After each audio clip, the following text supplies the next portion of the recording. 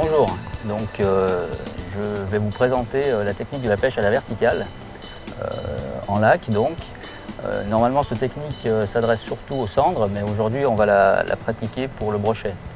Car le lac qu'on va pêcher est très profond, les brochets se trouvent profonds, donc on va aller les chercher là où ils sont. Alors pour ce faire, il nous faut une barque, voilà, de ce style. Pas trop petite quand même, celle-là fait 4 mètres, pas trop petite quand même, parce que si les éléments se déchaînent, s'il y a du vent, la stabilité ne permet pas de pêcher correctement. Voilà, donc il faut une barque plus ou moins aménagée. Le plus important, c'est d'avoir un siège, car c'est une technique où il faut l'être assis pour bien la pratiquer. Voilà, donc je suis assis relativement près de la bordure, parce que j'ai une canne qui est relativement courte. Ensuite, très important, il faut un moteur électrique. Un moteur électrique qui lui va me permettre de me déplacer sans bruit autour des obstacles, autour des cassures, des herbiers que je vais repérer grâce à l'éco-sondeur. Donc l'éco-sondeur et le moteur électrique pour cette technique de pêche est vraiment indispensable. Voilà. Alors ensuite, pour se déplacer sur les postes, il faut un moteur thermique qui permet de se déplacer rapidement et puis qui permet de rentrer très vite aussi si le temps ne permet pas de pêcher. Voilà donc pour le plus gros du matériel, un bateau, un moteur électrique, un éco-sondeur et un siège où je suis correctement assis, si possible tournant, comme ça je peux accéder à tout ça sans problème. Voilà, donc une fois que l'on est bien installé, il faut bien sûr une canne. Alors la canne, elle est assez particulière pour cette technique, elle est très courte par rapport aux autres cannes. Déjà on pêche en bateau, donc il n'y a pas besoin d'avoir une canne puisqu'on ne lance pas. La technique verticale, ça se pratique à l'aplomb du bateau. Voilà. Donc c'est des cannes qui sont très légères, très courtes, qui sont d'un seul brin, c'est-à-dire qu'on ne peut pas la plier. Pourquoi un seul brin? Elles sont beaucoup plus tactiles, puisqu'on n'a pas de rupture du carbone comme on pourrait avoir sur une canne de brin. Ensuite un moulinet de petite taille parce que comme la canne est légère, il faut vraiment utiliser un moulinet de petite taille. Voilà, donc voilà, ça c'est une canne qui a été conçue pour la verticale. Une canne de la marque AMS. Pourquoi conçue pour la verticale? C'est un carbone qui est très sonore. Très sonore, ça veut dire qu'elle va vous répercuter toutes les vibrations de votre leurre et toutes les touches, aussi minimes qu'elles soient. Voilà, donc le moulinet de petite taille, celui-là est garni de tresse. Pour cette technique en verticale, il est absolument indispensable d'avoir de la tresse dans le moulinet. Pourquoi? Parce que le nylon, lui, est élastique et on va pêcher dans des profondeurs relativement importantes, donc il atténue trop les touches. Grâce à la tresse, aucune élasticité, elle est très sonore, elle vous transmet vraiment tout ce qui se passe sur le fond. Voilà, donc voilà pour la canne. En ce qui concerne le montage, donc on a parlé de la tresse dans le moulinet, mais vu qu'aujourd'hui on va rechercher le brochet, il faut mettre en fin de ligne un bas-de-ligne en acier. Voilà. Pourquoi un bas-de-ligne en acier? Parce que le brochet a des dents et la tresse ne résiste pas au temps des brochets. Voilà, donc moi je termine ma ligne par un petit bas de ligne d'acier. Voilà, l'acier est relié à la tresse par un petit émoillon baril, voilà, qui est très robuste, et à l'autre extrémité une agrafe, voilà, qui va me permettre d'accrocher le leurre et de pouvoir changer le leurre si je le désire. Voilà, donc voilà pour la canne. Au bout de cette canne, on va mettre un leurre, puisque la pêche à la verticale, comme je la pratique au leurre souple. Alors, voilà, voilà pour vous donner un exemple des leurres que j'utilise. Voilà, ce sont des leurres de type shad, voilà, de couleurs différentes et c'est très important, de poids différents. C'est-à-dire que là, ils sont montés de 10 à 30 grammes. Selon la profondeur où l'on va pêcher, selon la vitesse de dérive du bateau, selon les animations que je veux faire, je vais changer mon poids de leurre. Voilà. Donc ça nécessite d'avoir quand même quelques coloris et surtout quelques grammages différents. Voilà. Donc là vous avez, bon, comme vous voyez, j'ai beaucoup de vert et de orange fluo, puisque c'est une couleur qui marche très bien pour le brochet. Voilà. Ensuite sur des eaux, ça je vais l'utiliser quand je pêche profond ou sur des eaux teintées. Voilà, on a ça aussi qui marche très bien. Voilà. Ce sont des leurres blancs à tête rouge, très efficaces pour le brochet. Ensuite, j'ai des couleurs un petit peu plus mimétiques qui permettent de pêcher dans les eaux un peu plus claires où les poissons sont plus difficiles. Donc généralement, en eau claire, on va plutôt utiliser comme celui-là du bleu. Voilà, une couleur un petit peu plus naturelle. Voilà. Voilà, donc tous ces leurres sont destinés à pêcher le brochet ou éventuellement le sandre. Voilà, donc maintenant, je vais vous montrer comment monter ces leurres, puisque la plupart du temps, dans le commerce, ces leurres, vous les trouvez non montées, c'est-à-dire que vous avez le leurre qui est livré en pochette comme ça. Ensuite, il vous faut l'armer d'une tête plombée. Voilà, donc la tête plombée est vendue séparément. Voilà, donc là, je vais vous montrer comment monter ces leurres, puisque ces leurres, dans le commerce, sont livrées non montées. Donc c'est à vous de les équiper d'une tête plombée et éventuellement d'un deuxième hameçon. Voilà, donc vous les trouvez sous forme de sachet comme ça. Donc c'est à vous de choisir les coloris en fonction de l'espèce de poisson et la profondeur que vous voulez pêcher. Ensuite, il nous faut une tête plombée. Voilà, c'est un plomb équipé d'un hameçon. Celle-là est colorée rouge. Voilà. Moi, je rajoute un trip derrière, puisque ça met une chance de plus si le poisson prend simplement l'arrière du leurre. Voilà. Il nous faut, pour relier ce triple, alors moi j'utilise, donc si on pêchait le sandre, on pourrait se permettre d'utiliser du nylon ou du fluorocarbone. Moi j'utilise de la tresse acier très souple, pour la même raison que je vous ai dit tout à l'heure, le brochet coupe, donc il faut vraiment utiliser de l'acier. Voilà, je vais avoir besoin de colle, voilà, cyanolite à prise rapide, et puis d'un ciseau, puisque je vais ajuster le leurre à la tête plombée. Voilà, donc les leurres sont vendus comme ça, moi je les coupe un petit peu dessous, comme ça, il prend la forme de la tête plombée. Alors c'est du plastique qui est très très souple, c'est très important puisqu'en fait les animations sont souvent minimalistes à la verticale, donc il faut que le leurre, au moindre mouvement de ma canne, bouge, vit en fait. Hein. Voilà, c'est ça le plus important. Voilà, donc pour le monter, très simple. Je le passe dans le milieu de leurre, je le fais ressortir à peu près à la longueur d'hameçon. La colle me permet de solidariser. On met une petite goutte, ça suffit. Solidariser le leurre et la tête plombée. Voilà. Alors ça c'est la première étape. Voilà, donc maintenant je vais rajouter le triple sur mon leurre. Donc je commence par le relier à la crénelle d'acier. Voilà, donc l'acier il faut faire des nœuds relativement simples. Hein. Plus le nœud est simple sur le fil d'acier, plus il est résistant. Moi je fais un petit nœud coulant. Voilà, comme ceci. Je vais couper l'excédent.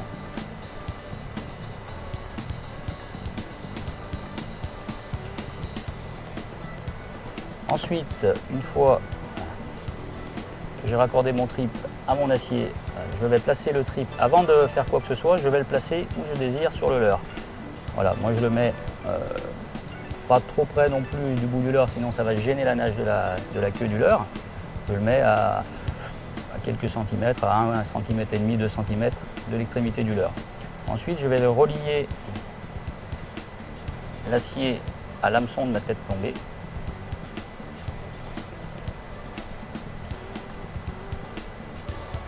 Voilà, par un nœud simple. Voilà. Et par sécurité, une fois que j'ai fait ça, par sécurité, je vais l'attacher sur l'œillet de ma tête plombée.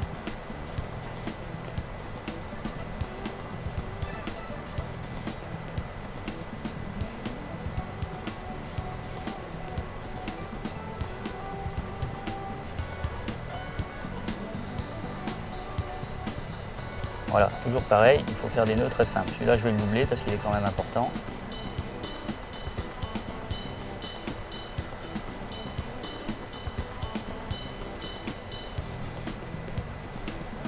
Voilà, donc là mon leurre est fini.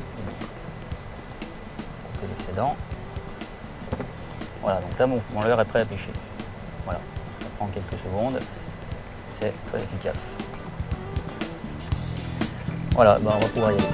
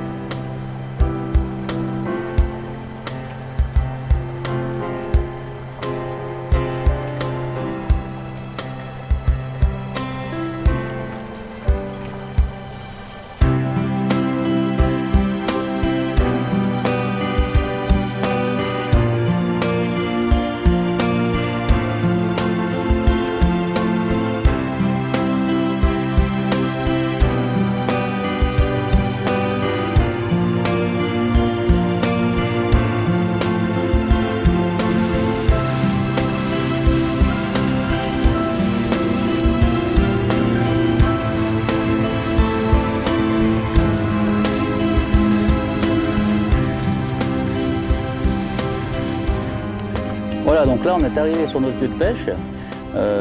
Donc on est au mois de février, les brochets sont assez profonds. Alors là je me suis positionné en bas d'une pente rocheuse. J'ai 20 mètres d'eau à l'éco-sondeur et il se trouve qu'à cette époque de l'année ils sont entre 15 et 20 mètres d'eau.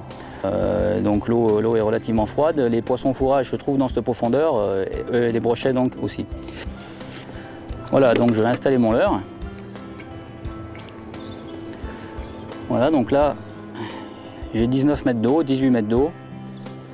Donc le leurre que j'ai monté tout à l'heure avec la tête plombée de 21 grammes devrait me permettre de pêcher correctement dans cette profondeur.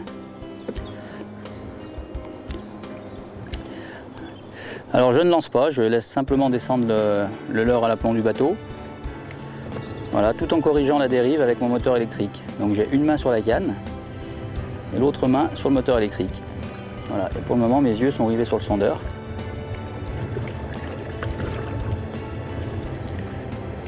Voilà, donc mon leurre est actuellement sur le fond.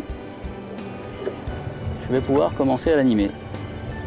Donc avec mon moteur électrique, je vais rester donc le long de cette cassure. Voilà. Donc mon leurre est sur le fond. Voilà, donc maintenant je vais l'animer en fait. Un petit peu comme une marionnette, c'est-à-dire je vais lui faire prendre contact avec le fond. Voilà. Je vais le décoller. Alors comme aujourd'hui on recherche le brochet, les animations sont un petit peu plus amples que pour le sandre. Hein. Pour le sandre, l'animation se fait, on décolle de 15-20 cm. Moi je vais décoller jusqu'à 70-80 voire 1 mètre.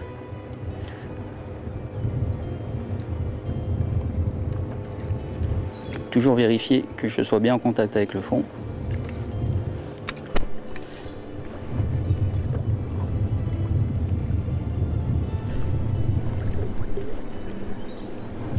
Voilà, dès que mon leurre a pris contact, je le redécolle.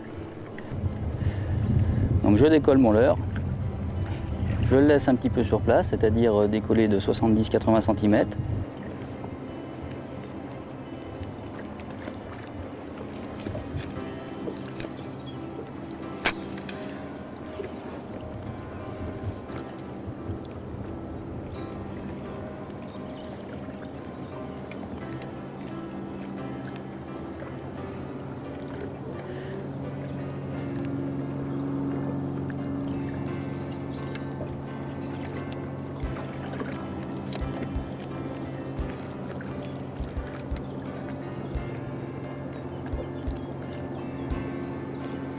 Ah, j'ai une petite touche à la descente.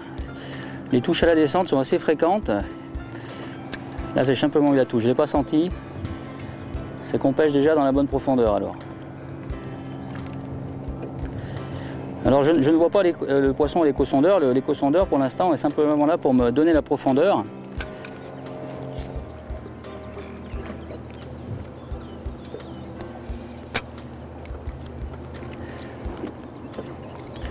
Voilà, en fait, donc c'est une pêche où on est toujours en mouvement, c'est-à-dire que là, je me laisse aller au gré du vent. Donc mon leurre parcourt en fait de nombreux mètres tout en étant pêchant. Contrairement aux autres pêches où si je pêchais dans cette profondeur au lancer, le temps que je fasse descendre mon leurre et que je le remonte à moi au bateau pour le relancer, il aura pêché très peu sur le fond. La verticale dans ces grands lacs ou profonds permet de faire pêcher le leurre très près du fond sur de grandes distances.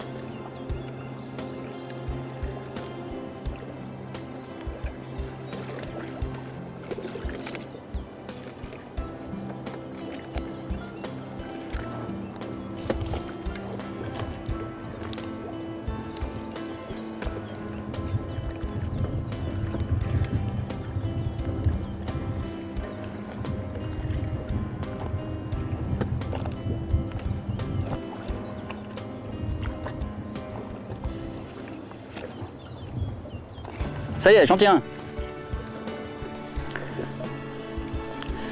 Ça doit pas être un très gros brochet.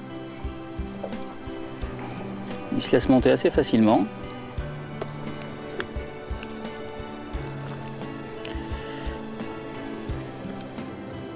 Ça n'a pas l'air un très gros poisson, mais il est là.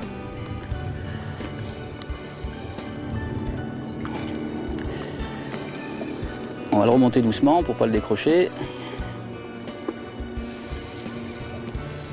Pas qu'il se prenne dans l'hélice du moteur non plus.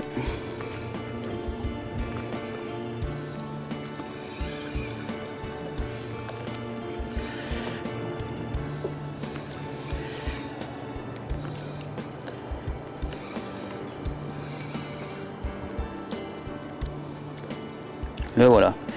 Non, c'est pas un très gros poisson.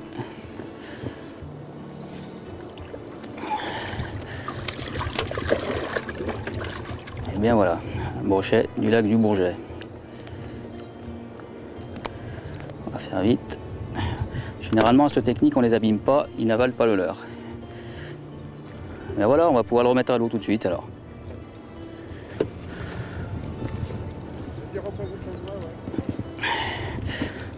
Ah voilà, on va pouvoir le remettre à l'eau.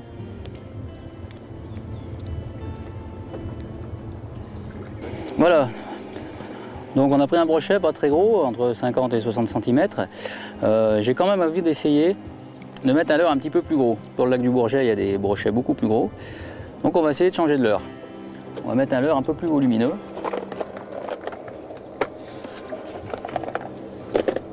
Toujours dans les mêmes coloris, puisque ce coloris apparemment marche aujourd'hui. Hein.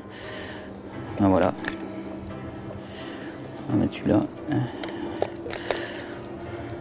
Voilà, toujours dans les mêmes coloris, mais plus volumineux. Hein, voilà. Peut-être qui permettra de prendre un brochet un peu plus gros.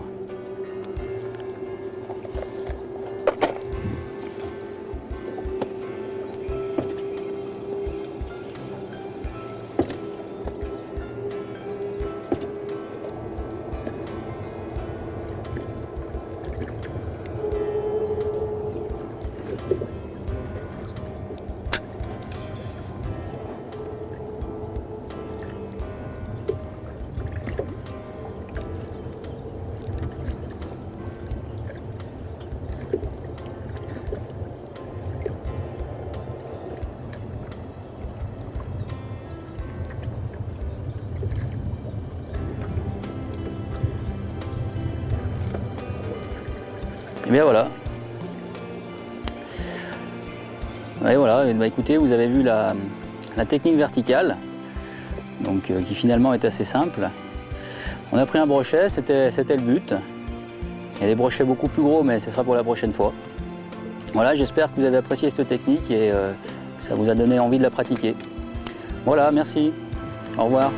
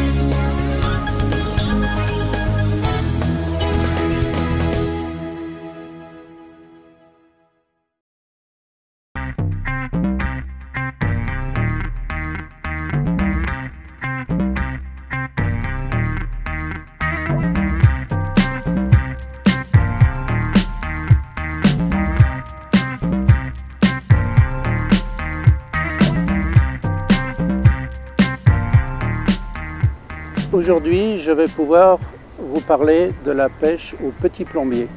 La pêche au petit plombier, c'est une pêche qui se pratique sur tous les lacs, surtout ce qu'on appelle dans les moraines ou sur les plateaux, c'est-à-dire qu'on va pêcher sur une zone comprise entre 8 et 12 mètres. C'est une pêche qui est surtout faite pour les carnassiers, c'est-à-dire qu'on peut pêcher aussi bien la perche que le brochet. En général, si jamais on prend donc un brochet, on sait à peu près qu'il va y avoir donc une zone de perche sur le même secteur. Par contre, on n'a pas les mêmes leurres, mais on risque d'avoir le même montage.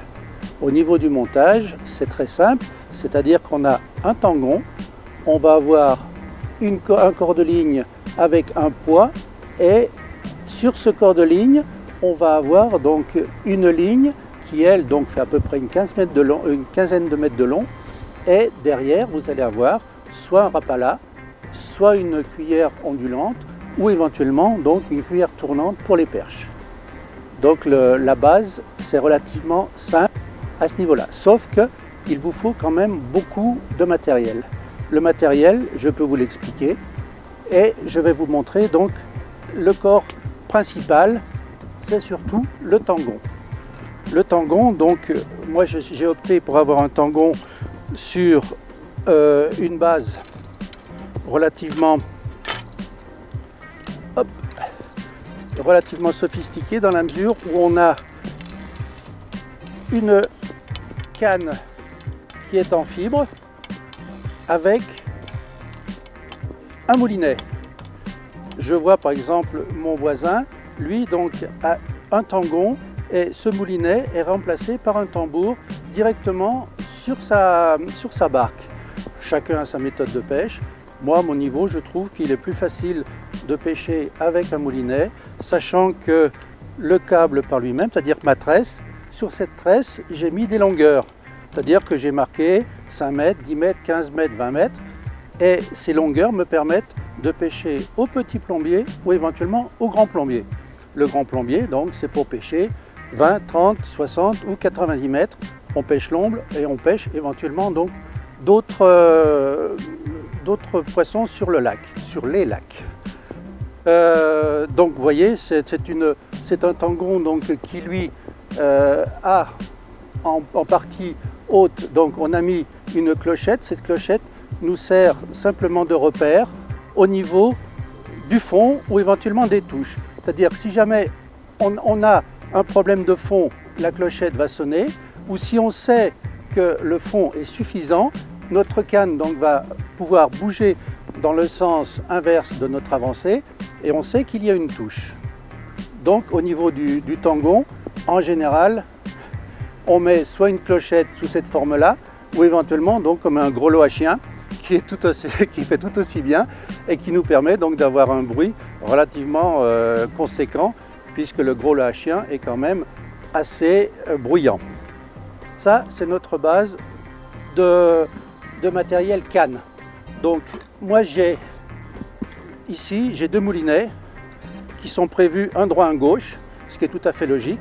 À partir du moment où je mets mes tangons sur le porte-tangon ici, ou éventuellement là, je peux, une fois qu'il est mis en place, monter ou descendre ma profondeur pour la moraine ou éventuellement le plateau ou la partie plus profonde. Donc ça, c'est bien pratique pour pouvoir suivre la profondeur de pêche. Je vais enlever cette canne qui risque d'abîmer le bateau du voisin. Par contre, ce que je ne vous ai pas parlé, c'est de l'épuisette donc tout à fait standard à grande maille, qui nous permet donc d'avoir une reculée de à peu près 4 mètres ou 3 mètres par rapport à notre bateau, et qui est donc d'un maillage standard pour les brochets. Maintenant, je vais pouvoir vous parler de tout ce qui touche le matériel. Le matériel, vous avez dans une première boîte, vous avez donc, ça c'est une partie de ce que l'on peut rencontrer, c'est-à-dire que vous allez avoir des cuillères ondulantes, des rapalas à brochet. Donc ces rapalas à brochet, c'est des poissons qui sont relativement intéressants, qui ont une profondeur limitée. Ce type de rapala se limite à une profondeur de 4,50 m. On peut trouver aussi, puisqu'on a la possibilité de travailler avec ce qu'on appelle un zig, je vous montrerai tout à l'heure, on a la possibilité d'avoir un petit rapala. Ce petit rapala peut nous servir éventuellement à une perche ou à une truite, puisque les truites, les perches et les brochets sont pratiquement toutes sur cette même zone. Je peux aussi mettre sur mon bas de ligne, je peux mettre donc un poisson qui est prévu pour un manier, c'est-à-dire que ce leurre au manier peut éventuellement donc se mettre sur une ligne donc, mais en profondeur, dans la mesure où il est plombé. Celui-ci va arriver à une profondeur de 18, 15, 20 mètres. Donc bien faire attention à ne pas le mettre systématiquement sur une base de fond, donc d'une hauteur de 4 ou 5 mètres. Ça ne servira à rien si ce n'est d'accrocher les herbes. Donc j'ai toujours un autre rapala et on peut éventuellement travailler avec des ondulantes. Ce système d'ondulantes aussi, c'est une 10 grammes qui peut nous servir donc à travailler entre deux eaux. Cette couleur donc jaune peut nous servir pour le brochet ou pour les cendres, sachant que les cendres viennent frayer sur la même zone que les brochets et que les perches, dans la mesure où c'est une zone qui est à cailloux, donc cailloux pour la reproduction du cendre, donc il n'y a pas de problème. On a donc tous les leurres possibles sur cette pêche qui est le petit plombier. Donc ça, c'est la base des leurres. Leurre, donc vous avez le type de leurre donc, qui lui va prendre l'effet d'un poisson. Donc vous avez le leurre qui lui est en rapala, qui est vraiment le poisson donc matérialisé poisson. Donc dans cette boîte, vous avez donc les différents émerillons. Vous avez un émerillon qui lui va nous servir à venir s'accrocher sur le corps de ligne. C'est une petite attache donc, qui s'ouvre et qui vient donc se mettre ici sur notre corps de ligne et qui va reprendre éventuellement soit ici notre cuillère ou éventuellement, donc dans la mesure où les attaches sont faciles, on peut venir mettre donc ici notre rapala. On va venir mettre notre rapala. Voilà, donc on a l'accroche qui est relativement facile. Hein, voilà, ça c'est sur la base de l'émerillon. Après, on va avoir donc ici, c'est un émerillon intermédiaire. Enfin, on ne peut pas tellement appeler ça un émerillon, c'est-à-dire que c'est un intermédiaire. C'est-à-dire que dans la mesure où on avance, il y a une avancée de notre ligne et dans la mesure où on avance, il risque d'y avoir donc au niveau du fil, il risque d'y avoir un fil qui va se mettre, qui va vriller et qui va faire une grosse boule. Donc cette partie intermédiaire permet donc d'avoir un fil qui tourne sur lui-même et qui évite donc d'avoir une grosse boule lorsque vous pêchez. Et puis on a donc un émerillon donc beaucoup plus conséquent pour venir s'accrocher sur le corps même de la ligne. C'est-à-dire qu'on peut éventuellement donc le mettre soit à l'arrière, soit à l'avant, mais en général, cet émerillon donc vient se mettre sur le corps central de la ligne. On le verra tout à l'heure. On peut avoir donc des potences, c'est-à-dire qu'on a des petits émerillons à trois corps, le corps de ligne qui vient donc de mon tangon. Vous avez la partie qui est accrochée à mon tangon. Ici, vous avez la partie qui est accrochée pour le poids. Et ici, je viens m'accrocher pour ma ligne et mon leurre. Vous avez donc toutes les parties donc, tournent sur elles-mêmes pour éviter un problème de nœud. Et cet anneau, lui, vient s'accrocher sur notre émerillon prévu à cet effet. C'est-à-dire qu'on a notre émerillon et ce petit anneau qui est pris donc, sur la cuillère, on le met là et notre ensemble est tout de suite mis et fait. Si jamais on voit que cette cuillère-là ne convient pas à la pêche, on décroche et on change de leurre, on change d'appât. C'est très facile à mettre, à enlever et à changer. À ce moment-là, vous partez pour pêcher la perche ou pêcher le brochet, ou vous pêchez le brochet, vous dites tiens, il y a de la perche, il y a des chasses, qu'est-ce que je fais? Eh bien, je mets un leurre pour la perche. Ou éventuellement, vous voyez que ça saute, vous mettez un leurre pour la truite. Donc, c'est quand même bien pratique ce genre de petite attache. Alors, la ligne. Ici, vous avez donc une ligne qui est montée perche. Là, comme vous le voyez, bon, c'est un 30 centièmes, toujours notre émerillon. Et là, bon, ici, puisque c'était une perche, donc c'était simplement donc, des tournantes, des doubles tournantes pour pouvoir accrocher les perches. Dans la mesure où elles bougent, elles viennent sauter sur tout ce qui bouge, le système des tournantes à double hélice est quand même bien pratique. Vous avez donc votre corps de ligne qui, lui, fait à peu près une quinzaine de mètres. Je vais le dérouler pour vous montrer ce qu'il en est. Donc là, j'ai à peu près 5 mètres de long. Et j'ai mon central qui, lui, donc, tourne sur lui-même et nous évite donc d'avoir les nœuds, les fameux nœuds de tout à l'heure. On va continuer les 10 mètres, on va bientôt arriver. Voilà mon intermédiaire et je vais continuer. On va arriver à un moment donné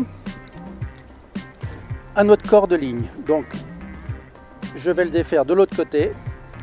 Donc là, vous venez vous accrocher sur mon tangon.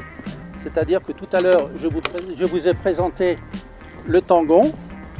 Je viens donc m'accrocher ici. Là, je viens m'accrocher ici et là. Et j'ai ma ligne qui est mise en place. Une fois que j'ai accroché, donc je déroule et je me retrouve avec ma potence. D'un côté, j'ai mon fil et de l'autre côté, si je continue à dérouler, je vais me retrouver avec l'émerillon qui supporte le poids. Le poids, c'est un plomb qui lui fait à peu près 700-800 grammes et ce poids donc nous permet de pêcher pratiquement à la verticale dans la mesure où on va très lentement. Pour finir l'ensemble du matériel, nous avons la possibilité de mettre ce qu'on appelle, nous, un zig. J'ai jamais connu d'autre nom que ceci. Un zig, c'est 15 mètres de fil, en général du 30 centièmes, une dizaine de mètres de câble, enfin c'est de la tresse, c'est du cuivre tressé, et puis donc de la tresse par elle-même. On déroule l'ensemble et c'est le propre poids du cuivre qui fait descendre cette ligne. Lorsque l'on met un rapala, le rapala va descendre à sa hauteur. Lorsque l'on met une cuillère, la cuillère va rester à la hauteur du poids du cuivre. C'est-à-dire qu'on va pêcher à peu près à 1,50 m, 2 mètres avec ce type de cuillère. Et lorsque l'on va pêcher avec un rapala, on va descendre donc éventuellement à 4,50 m. En général, on met un petit rapala. En résumé, c'est une pêche qui se pratique sur tout ce qui est peu profond, c'est-à-dire que vous allez avoir une moyenne de 8 mètres à 12 mètres. On peut aller jusqu'à 15 mètres, mais les actions donc sont beaucoup plus difficiles à voir au niveau donc, de notre tangon. On peut pratiquer aussi bien le brochet, la perche, la truite, sachant que les vitesses sont différentes pour le brochet avec un rapala, sont différentes pour la truite ou pour éventuellement la perche, qui elle se pratique avec des ondulantes, et ces ondulantes, pardon, pas des ondulantes, des tournantes, et ces tournantes, il faut vraiment aller relativement doucement parce qu'on fait donc, on a tendance à faire des nœuds avec le fil, parce que plus on va vite, plus le fil s'enroule. Voilà, c'est une pêche qui est agréable. Lorsque vous êtes sur le lac, vous êtes tranquille et vous attendez donc que le poisson soit au rendez-vous. Par contre, être très vigilant, changer très souvent d'appât, dans la mesure où il peut y avoir un brochet d'un côté, mais il peut y avoir une perche 50 mètres plus loin. Donc si vous faites un passage, refaites un deuxième passage avec un appât différent.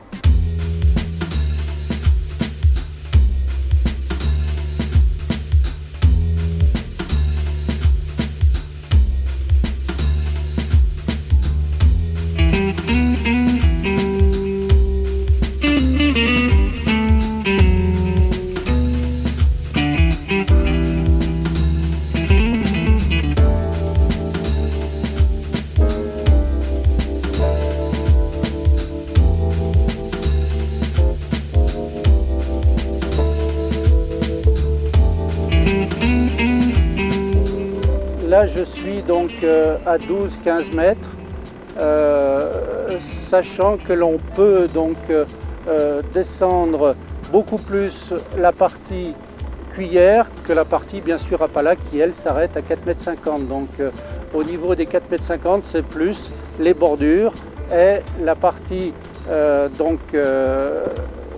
cuillère, c'est beaucoup plus pour travailler donc dans des eaux moyennes. Voilà le système de pêche tel qu'il est aujourd'hui. Là, je vois que je pourrais descendre un tout petit peu mon tangon, disons ma ligne, dans la mesure où elle ne talonne pas et on peut descendre. Donc c'est ce que je vais faire.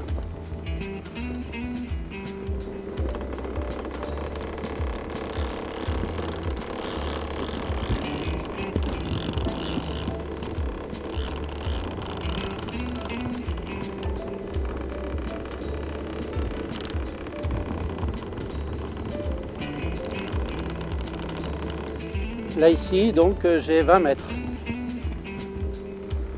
Pour me retrouver un petit peu donc, sur les profondeurs, dans la mesure où j'ai pas le sonar et que j'essaye donc de... J'ai mis donc des repères sur ma tresse pour savoir à quelle profondeur je suis. Voilà, donc là j'ai mes deux tangons qui sont en action. On voit donc qu'ils suivent un peu le mouvement des vagues et de la barque, enfin des vagues et des petites vaguelettes, et ce qui prouve que tout va bien au niveau de la pêche. Par contre là, tant qu'il a un petit oscillement, ben, ça veut dire qu'il n'y a rien au bout. Ah non, ça c'était, il y a eu une secousse. Je ne sais pas trop à quoi correspondait cette secousse. Donc voilà ça. Là on voit que sur mon tangon, donc on a des petites... Non, ça s'est arrêté. Et là on revient avec un petit balancier, donc ce balancier qui est propre au mouvement de la barque par rapport aux vagues, pas aux vaguelettes.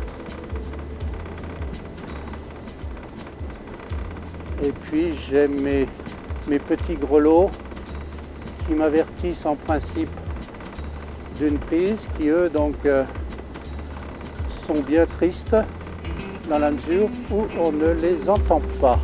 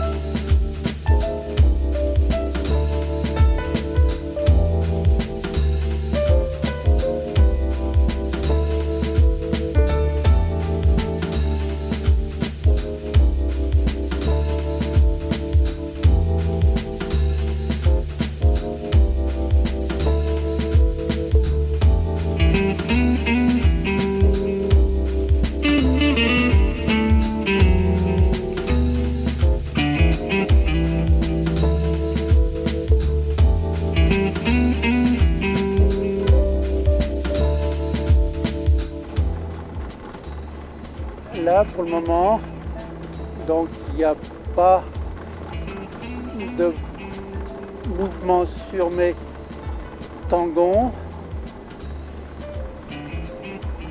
Ah, sur cette canne, il y a quelque chose. Ce qui est bizarre, c'est que ma clochette doit être bloquée parce que là, le fil tire. Donc, hop. Dans la mesure où on n'est pas très profond,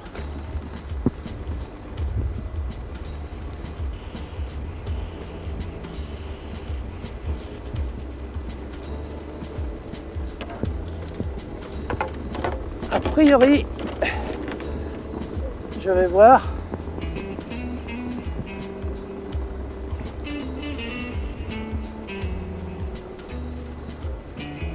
Ah si, ça suit. Donc je vais en premier lieu bloquer ma ligne, mettre un gant, parce que si c'est un brochet,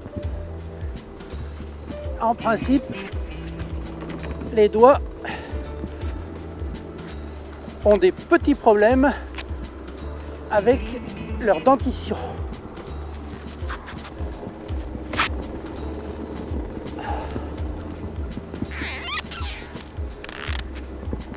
Donc là, je vais commencer à sortir le poids de l'eau.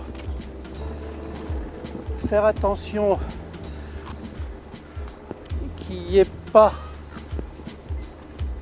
de mouvement entre mes différentes lignes. Voilà.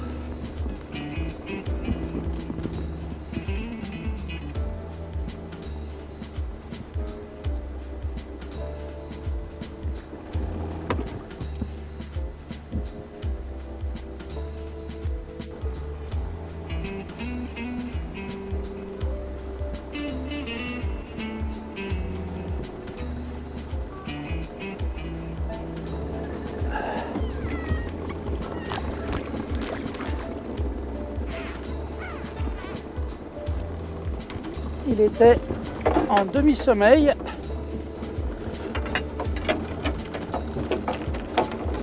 Hop.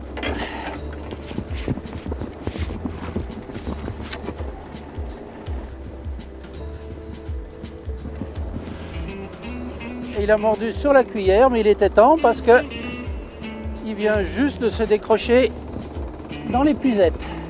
Viens ici mon beau. Donc un joli petit brochet 50, vu comme ça.